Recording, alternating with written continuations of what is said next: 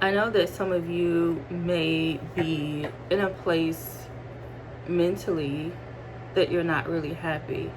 I know that 2019 beat a lot of people up. Thankfully, it was an amazing year for me. Um, and I have received messages from some of my tribe members, asking me to pray that they have a better 2020. And I'm always praying for my tribe, so y'all don't even have to ask for that. But what I want to say is, we've all had those years, those months, those weeks, those days where we have been physically, mentally, and emotionally abused. We've all been there, even me.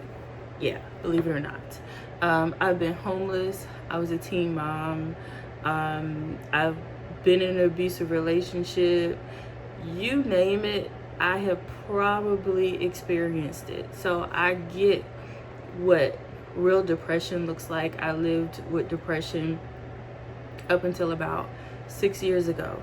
I was diagnosed with having or being, no, I think they call it major depression. That's an actual diagnosis. And it took me, 34 years to really deal with the fact that I was depressed, and I had to go through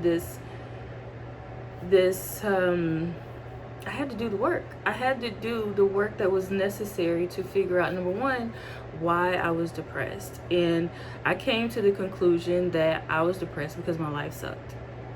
But then again, my life sucked because I was depressed. See how that goes?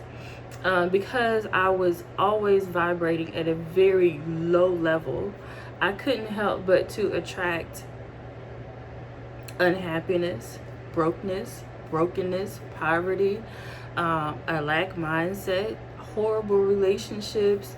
I was eating poorly, you name it.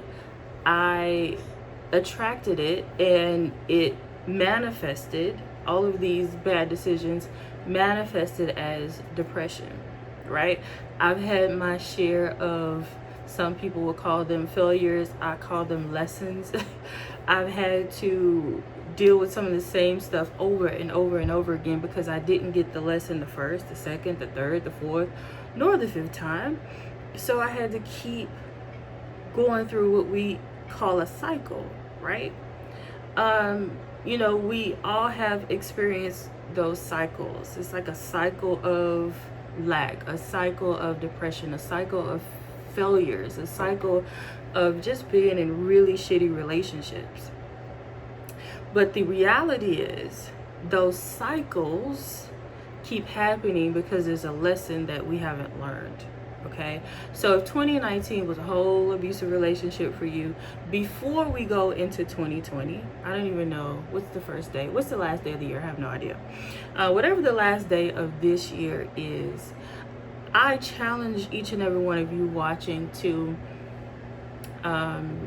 spend the day, instead of partying and turning up and getting lit and watching the ball drop, I challenge you all to really have a day of reflection and break out your journals and really write anything that comes to mind. Write it down. Ask your inner self, your God that is within, what did I do wrong, right?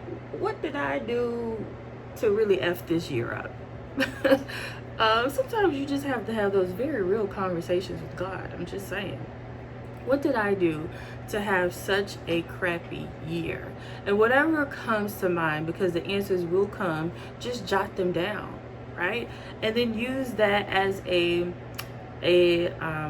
map, if you will, to do the complete opposite. So, okay, I see that I had a couple of rough relationships this year.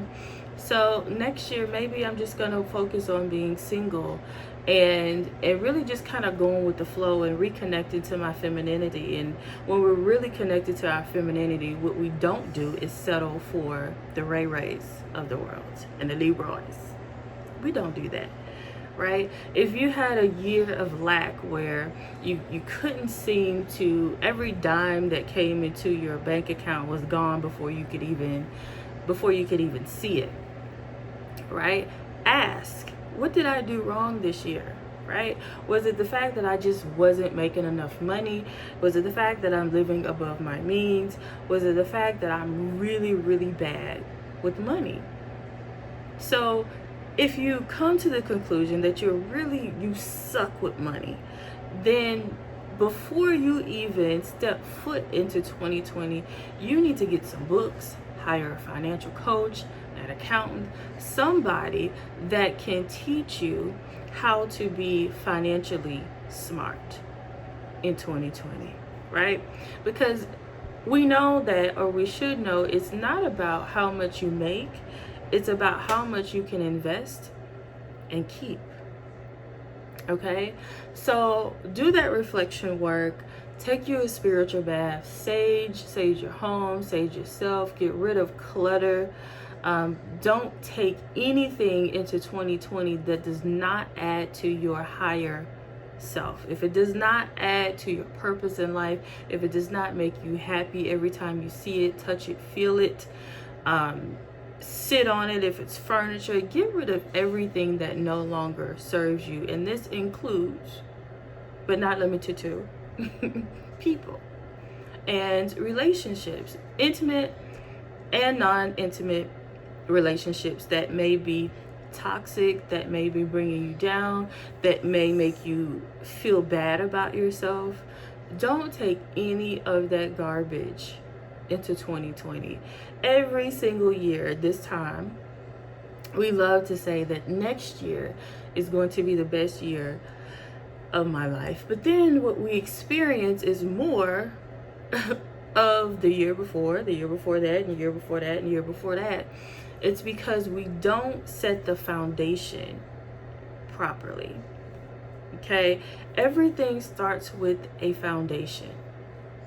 Whether you're building a house, your self-esteem, your bank account, a business, everything has to have the proper foundation. And when you go in, if you go into 2020 trying to build that foundation, you're already behind. So make sure that this is something that you start on today, and you spend the last day of 2019 really reflecting and getting your shit together. Basically, do not take this same 2019 energy into 2020, because how you start the year is going to be how you finish the year.